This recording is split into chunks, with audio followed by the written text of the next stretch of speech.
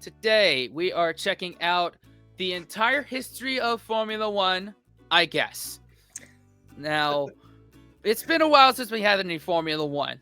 Yeah. We've started jailbreaking a few reactions to individual races from our failed Patreon tier. Yeah. And we've had some revamp of Formula One here on this channel, which is a good thing because that's one of our best doing videos is the best overtakes from the 2010s and best radios of the 2010s. Yes. So, and as a NASCAR fan, as someone that lives 10-15 minutes away from Martinsville Speedway, it's good to get that other perspective sometimes. Yep, that's why Spencer's rocking that 2 Forever shirt. Yes, the Jeff Gordon or William Byron t-shirt, whatever you want to view it as. Yes.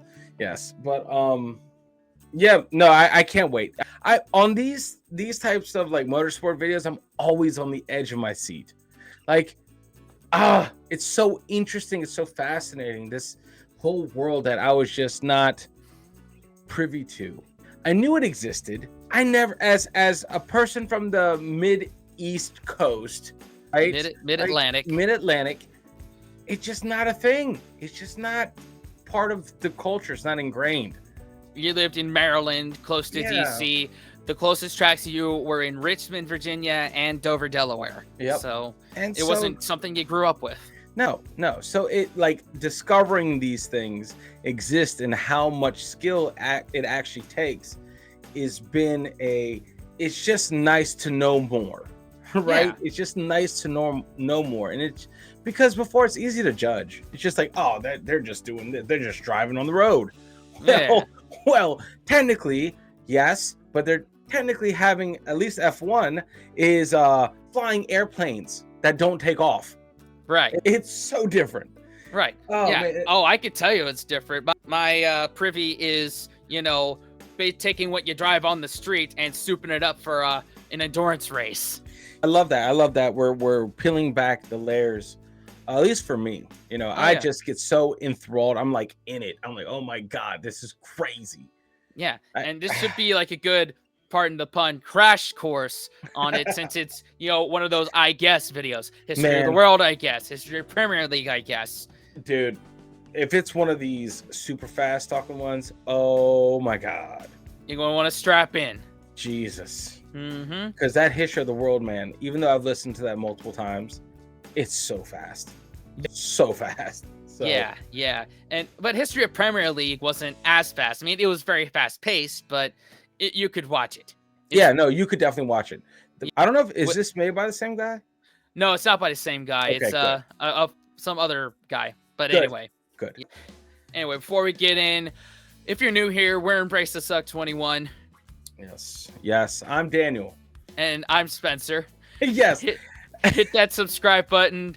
Hit the notification bell. Get notified and become part of the community, guys. Not just the channel. There's a big difference. Exactly. You ready to go in? Yeah, man. Let's do it. Boogity. 3, 2, 1. It's 1894, and the first ever motor race has just been held from the French capital of Paris to one of its neighbouring cities, Rouen. Let's set up a championship, said absolutely no one, who raced for another 56 years before finally setting up Formula One. Oh, wow. So I didn't know that was the first, road course race. I mean, obviously, Indianapolis was built in 1906, and apparently the Isle of Man TT race was way before that. So I'm sure people have already corrected me for either getting it completely right or completely wrong. Well, let's see, because that's crazy. That's how it started. All right, cool. Yeah. Damn. All right. A championship like no other, with fierce competition amongst the world's elite drivers and constructors. This isn't what it looked like though, because unlike today, the sport first started with small privately owned teams who produced cars with little regard for aerodynamics or human safety. Mechanical problems were common, and most accidents were fatal. In fact, at any point your car could suddenly break down, sending you to an inevitable death. Oh. Surely no one's going to want to join this.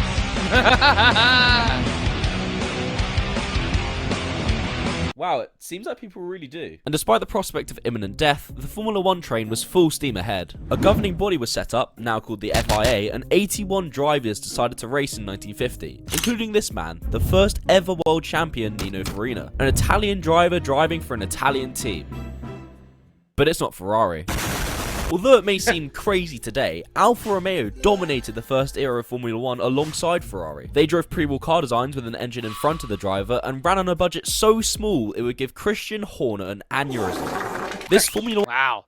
Like, 81 drivers. That's like, I guess back then there was less regulation because NASCAR had, you know, a lot of cars in a field at one time. I remember, like, 1 year the Southern 500 had like 82 entries in one race. Good God. Yeah, that was a lot. But that's I think like a permanent traffic jam. Yeah, and like 56 drivers qualified. The winner of that one was the guy that started 43rd.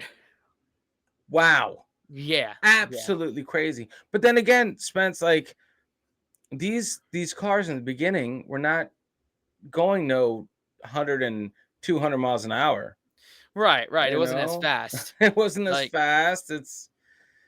I don't know. I mean, it's like still deadly, but still. God damn. Pure ass grease monkeys doing this thing. Yeah, man. Yeah. That's awesome. Instead of, you know, rocket scientists. Yeah. Pretty much. You know what? You're right. That's a great way to put it. It wasn't aeronautics fucking engineers. It was just mechanics. They say, hey, I bet my shit can be your shit. That's I dare you. Okay, let's enter. Someone that works on your Toyota Camry and, you know, probably says things that you can't say everywhere else. A walking HR violation. 100%. Oh, that's awesome. One thing is getting kind of boring, said the FIA, who introduced new regulations in 1954, which hurt the leading constructors and saw the rise of a new team from way over in Germany, who wear lederhosen and eat sausage. And who are not really best friends with right now. The team was called Mercedes, who would go on to dominate 2 championships with Argentine Juan Manuel Fangio at the helm, before their run of success was put to a dramatic halt after the team's involvement in the deadliest motorsport crash in history. The 1955 Le Mans disaster saw the deaths of 84 people, including Mercedes driver Pierre Levey. And although no one was to blame for the crash, Mercedes withdrew from motorsport entirely for 34 years. Wow. Oh my God. 84 people? Whatever that was. 84. At the 24-hour Le Mans. Or some Le Mans race. Like that. 84 people. That is insane. That's a lot of like no shit, that's a lot of people, but that's a lot of people. Like yeah. Holy crap, dude. Oh my God. Yeah. 84. I mean to think at the NASCAR Cup Series level, the last person, spectator or driver, to die during a race was Dale Earnhardt, 2001. Like that's unheard of today. Like, yeah, and then sorry, like an IndyCar, like Dan Weldon lost his life 2011 Las Vegas. So it's the chance is never zero. It's very safe these days, but again, the chance is never zero. Yeah, but still, man, 84. That's oh my God, that's so many lives lost. Okay, fair enough, Mercedes. Fair enough. I would take a break. I would 30+ year break too. Smart. Wow. Yeah. Moving on, are you tired of your engine being in front of your car? Do you want a new design that gains you performance and championships? Well, try the new mid-engine design coming to a paddock near you. Oh, nice. It's the late 1950s, and after the fall of Mercedes, Ferrari and Alfa Romeo, Formula 1 is wide open for the taking. Oi, bruv! What's that? It's the UK, who love one thing more than tea and biscuits, and that's world domination. But this time in the motor racing world through the development of mid-engine cars, which went on to wreck the pre-war designs used by Italian teams, leading to 5 new British world champions. Elsewhere, F1 has begun expanding overseas, with 4 new races in Canada, the USA, Mexico, and South Africa. These 2 have just set up their own private teams called McLaren and Williams, and Formula 1 constructors need more financial support than ever before. Here comes the money! Here we go, money talk. Here comes the money. In the 1970s, Formula One started getting pretty expensive through endless crashes, regulation changes, and life insurance. But teams have just found a way around it by allowing brands to advertise their products during a race in exchange for a fee. And they would start to advertise anything that paid well. Condoms, cigarettes, musicians, and even today, sponsorship still remains a huge part of the sport, to the point where it looks like 6ix9ine just shapeshifted onto the new RB19 chassis. This racing thing's pretty cool. Yeah, same with my beloved NASCAR. Like, I mean, obviously back then, I might even say that, like, the sponsorship, I wouldn't say, like, predated it, but, like, major corporations sponsoring NASCAR, like, that was definitely, like, 60s, 70s. Like, you know, Richard Petty with STP and David Pearson with Motorcraft and Dale Earnhardt with GM Goodwrench, like, that, and Wrangler. That was, like, a, maybe that came up around the same time. Maybe it was about the same time. Maybe. But, you know, like, that's one of the most classic designs is Marlboro on Michael Schumacher's car. Like, Yep. that's one of the most classic designs of an F1 car. That's the one I go to in my head. That's the car I see in my head. F1 Marlboro. Mm-hmm. Like, what? Yeah, love it. Yeah, Love it. And hell, NASCAR was sponsored by Winston cigarettes for the longest time. So, I mean, that's the tough guy, racing guy, just sitting around, cigarette in his mouth. You don't want to mess with him. He'll bump you out the way. He didn't mean to wreck you, just meant to rattle your cage a bit. Pretty much. Yeah. Pretty much, man. That's cool. All right. Said Hotshot's Nicky Lauda and James Hunt, becoming the two faces of the sport in the mid-1970s. Lauda, the face of professionalism and hard work, and Hunt, the face of cigarettes, champagne, and models. Nice. He was a bit of a legend. The two would give fans the closest title fight yet in 1976, with Lauda and Ferrari putting up a dramatic title defense against Hunt and McLaren. Despite Lauda almost dying in a crash at the Nürburgring, the championship went down to the last race at the Japanese Grand Prix, with Hunt clinching his first and only title in the dying laps of the race. Our new world champion, James Hunt, by just one single point. It's the late 1970s now, and being a constructor sucks for a lot of reasons. Formula One is racing in over 5 different continents, which is barely feasible for private teams. Each track controls the advertising and prize money of their individual Grand Prix, and the sport's governing body, the FISA, dictate all the rules, regulations, and commercial rights. I know what to do, said Bernie Eccleston, forming the Formula One Constructors Association, which leveled the playing field going into the ground effect era, which was an era of huge change in Formula One. New technology has been introduced with the use of side pods. A Brazilian called Nelson Piquet is winning championships in both motor racing and Muay Thai kickboxing, and there are a couple of rookies in town who can only be described with one word. Greatness. Probably say it, but Prost and Senna. Yep. We learned that a lot about that with a doc that's actually doing really well for us is the Senna doc, and shout out to our Brazilian audience here. Man, love your steakhouses and your women. Yeah. There you go.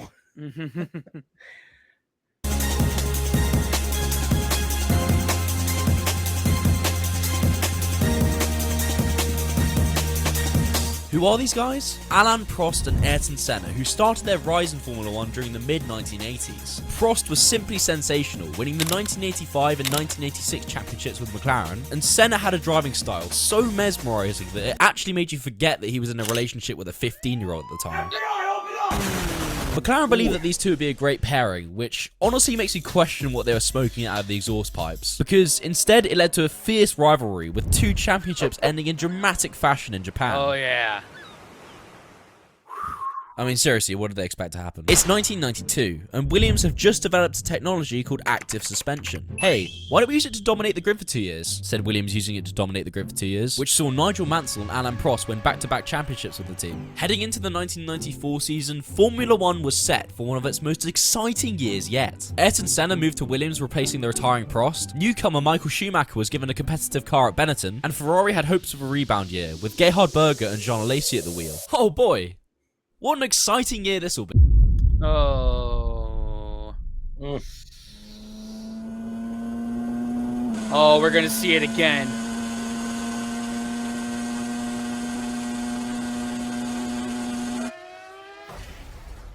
Ugh. Gives me chills every single time seeing that. Oh my god, dude. Oh my god. The 1994 San Marino Grand Prix to this day remains the most devastating weekend of Formula One's history, with 2 fatalities in 2 days. A crash at Villeneuve during qualifying saw the death of Roland Ratzenberger, and on lap 7 of the race, 3-time world champion Ayrton Senna experienced a steering column failure at a speed of 192 miles an hour, which saw the Brazilian have a fatal crash at the Tamburello corner. This would prove to be a serious wake-up call to the FIA, who believed that F1 cars were inherently safe despite the dramatic speed increase over the previous 8 years. And after the crash, many of the Williams personnel were investigated due to the belief that it was a mechanical failure that caused the crash. Let's get back to the racing now, because 1994, despite being overshadowed by the deaths of Ratzenberger and Senna, still had one of the closest title fights ever between Michael Schumacher and Damon Hill. The 2 drivers were split by nothing the whole season and arrived at the final race in Australia just 1 point apart. And this race would see the 3rd controversial ending to a championship in just 5 years, when the 2 made contact in a crash that was potentially caused by Schumacher, knowing full well it would lead to his first world title. Despite all the controversy around it, no action was taken against Schumacher, and he would never try any antics like this ever again. Again, Schumacher didn't want to wreck him, just wanted to rattle his cage. There you go. Know, that's his story, and he's sticking to it. Yep. Before Earnhardt said it in '99 at Bristol. Yeah. Good God, man. Until 3 years later, when he did the same thing to Jacques Villeneuve, got disqualified from the 1997 championship, and was publicly ridiculed by the mainstream media. I spoke too soon. 8, 7, 6, 5, 4, 3, 2, 1. Happy 2000! 2000. A new millennium and a new era in Formula 1. The World Championship is in the hands of McLaren and Mika Häkkinen, Michael Schumacher is hunting his first title for Ferrari and 3rd as a driver, and Formula 1 cars have a new soundtrack through the introduction of V10 engines.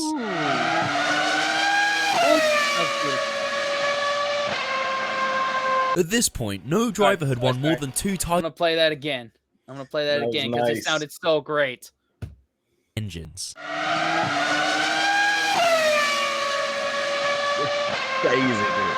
At this point, no driver had won more than 2 titles in a row for over 4 decades. But Ferrari and Schumacher were about to change that, winning 5 championships in a row, including 2 title battles with Mika Häkkinen and Kimi Räikkönen, and 3 years of complete supremacy. Like in 2002, where Ferrari finished the season with the same amount of points as every other team in the championship combined. Knock knock, who's there? It's an energy drink company who have just bought out Jaguar and joined the Formula 1 grid. Elsewhere, Renault have a superstar in their hands. Fernando Alonso, a 22-year-old Spaniard who pulls off moves which defy the laws of physics and is ready to end Ferrari's run of 5 consecutive titles by becoming the youngest ever double world champion.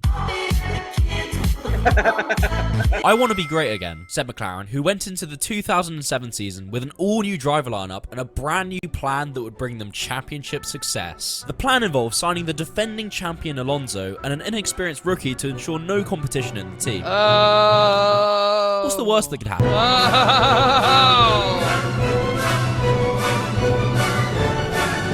So yeah, it turns out McLaren made a very slight error which faulted their master plan, because instead of signing an inexperienced rookie, they signed Lewis Hamilton, who raced like a veteran from the start, sparking a number of debates and controversies at McLaren over the season, like Spygate, when the team was fined £100 million for being in possession of confidential Ferrari documents. Ironically, it was Ferrari who went on to win that season with Kimi Räikkönen, although Hamilton would eventually win out the next year with an overtake at the last corner of the final race. Oh, yeah.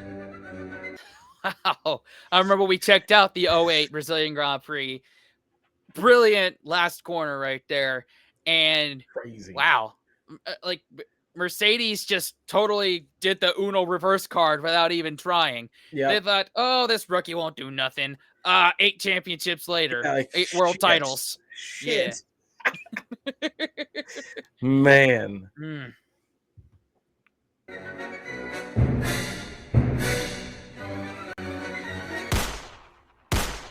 2009, a year which shaped the landscape of Formula 1 with a new regulation change by the FIA. Used the regulations to produce a dominant car. And that's exactly what Brawn did to perfection, which allowed them to bring title success to Jenson Button before the three teams with bigger budgets could catch up for the next season. It's a bird, it's a plane. No, it's Sebastian Vettel, who Red Bull gave wings in the early 2010s, which allowed the German to win 4 consecutive world titles, including 2 extremely close championship battles and 2 years of record-breaking dominance. Going into the turbo hybrid era, Prime Vettel was simply unstoppable. But the introduction of V6 hybrid power units led to a new era of dominance in Formula 1 when a constructor returned after 55 years. Mercedes.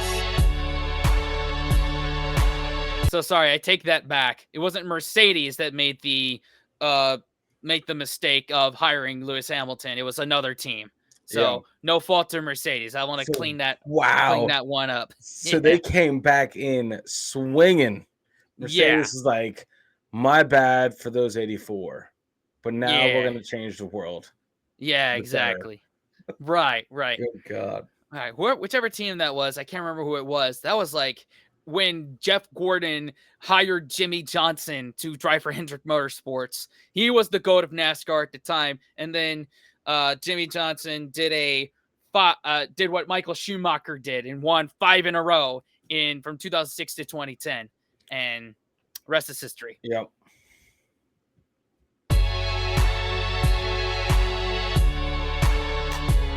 Mercedes were back with a vengeance, producing a car with supreme aerodynamics and phenomenal engine power, which blew out all competition for several years. Although, this meant that a conflict started between their drivers, Lewis Hamilton and Nico Rosberg, in a rivalry coined the Silver War, which saw the 2 trade championships and dominate the grid for 3 years before Rosberg's retirement in 2016. What happens next? Lewis Hamilton goes on to win 4 more titles, and the team dominate the competition until the final year of the turbo hybrid era. In 2021, Max Verstappen and Lewis Hamilton underwent one of the closest and most grueling championship battles in history. They were split by almost nothing the entire season. Some days Verstappen was ahead, some days Hamilton was ahead, some days they were side by side, and on one occasion, they were on top of each other. It was kind of hot. The championship went down to the wire, with several crashes and controversies leading up to the 2021 Abu Dhabi Grand Prix, where Max Verstappen converted pole into race victory to win his first world title, in a race that was straightforward, not controversial in the slightest, and didn't cause the complete irreparable destruction of Formula 1 social media. On a completely I remember we did a Patreon exclusive checkout of that one, and oh my God. I saw why people thought that race was complete bullshit. Like, that's crazy. Yeah, no, that's wild. Like, that's I wish I was more tapped in to the sport. That way I could kind of see it happening, not ask what the hell just happened. You know, because that's how I'm learning. I'm like, what was that? What just happened? What does this mean? What does this mean? You know, but I'll get there, man. I'm a lot farther now than where we started from. Yeah. That's the most important part. You're not riding around in last place. That's for darn sure. Yep. Hey, you're mid pack now. Yep. I know, man. I know what a go-kart is. Yeah. So you know what I mean? I've come a long way. Hell yeah. Related note, there was a change in F1's race directors going into the next season, which saw new regulations and another record be broken after Max Verstappen won 15 races in a single season to take his second title. And that pretty much brings us up to today. Have I covered every single driver and big event in Formula 1's history? No, but I tried. Shout out to Bill Wirtz, and I like that, man. Maybe we'll get to that later, the iceberg, but anyway. Yeah. That was awesome, man. That was a great, again, pardon the pun, crash course on Formula 1. I learned stuff from that, like the ye olden days of Formula 1. And I know what was happening during Richard Petty's dominance in NASCAR, what was happening during F1 during that time. So it's like every new era presents new champions. Yeah, new kinds of champions. And it's hard to carry over. At least from the breakdown, what I was putting together is, it's hard that you take a champion from one era into a new kind of vehicle and have them succeed in that new vehicle. It's almost That doesn't happen too much. Oh yeah, yeah. You're 100% right. That's pretty darn accurate. It's like, okay, we're introducing a new car. We'll get ready for a whole new leaderboard kind of thing. It's just like, okay, well, now the old way is gone. Now, whoever's used to this, they're going to be the champions for the next 4 years until the new one comes. So maybe it's a good thing that they have cyclical releases of or upgrades of cars or technologies. That way it keeps the leaderboards semi fluid. Yeah, parity is the term for it, not, like Weird Al parody. Oh, it's okay. parity with a T. That's the word. It's like, different people rise up to the top. And it's the same with, there's the next gen era starting in 2022 as completely different champions from the Gen 6 era of 2013 to 2021 and the Car Tomorrow era and the Gen 4 era and, all the eras before that. So, Gotcha. yeah, I think there's a parallel. It makes the sport, I don't know, I want to say more dimensional. That's not a word. More complex. Thank you so much. Because, every stick and ball sport, football in both the world term and American term, baseball, cricket, rugby, every other thing, hockey, like the way the game is played is pretty much the same going throughout. It's just the personalities that come through. A motorsport has the personalities, but it's just as much in the equipment and the team building it is the driver and their style and their personality off the track. 100%. And so it's kind of like it gives you hope for the next gen. It's like, okay, you know how to race this current vehicle. All right, well, just hold on, because who knows what's coming down the road. You might be a effing ace when it comes to that. You just hang in there. Your time is never over. It maybe just hasn't come yet. Right. Kind of thing. Right, exactly. That was great. Let us know more F1 to check out. And obviously, earlier when I accidentally entered in like the Formula One iceberg, I feel like we'll get to iceberg type things one of these days. But give us shorter ones first. Yes. We'll get there eventually. Maybe like 2025. We're jailbreaking movies and documentaries of history stuff in 2024. So we'll get there eventually. The long stuff. Hell yeah. Oh my goodness. Anyway, that was great, man. That was great. Yeah. Hell yeah. Thanks for watching, y'all. Somewhere around to subscribe and watch another video. Wash your hands, scrub your toes, wipe your ass, blow your nose, and brace to suck. Unplug and do something epic, guys. See y'all next time. Later. Fellas, we can be that mistake. Let's do this.